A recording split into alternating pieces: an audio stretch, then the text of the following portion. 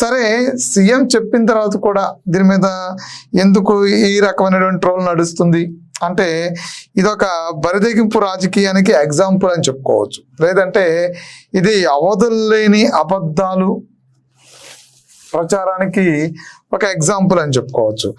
CM చెప్పిన తర్వాత కూడా అదే పరిస్థితి కంటిన్యూ అవుతుందంటే దీన్ని నిజంగానే బరిదెగింపు అనుకోవచ్చు. వాస్తవానికి మనం చూస్తే ఈరోజు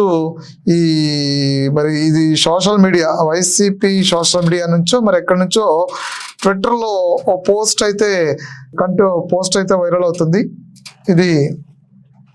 దీనికి సంబంధించి యూరియా పేరిట 200 కోట్ల స్కామ్, కృత్రిమ కొరత సృష్టించి బ్లాక్ మార్కెట్కు తరలింపు, 600 పెట్టినా బస్తా దొరకడం లేదు, ఒక్కో బస్తాపై 200 లాభానికి బ్లాక్లో అమ్మకం, మొత్తం కుంభకోణం విలువ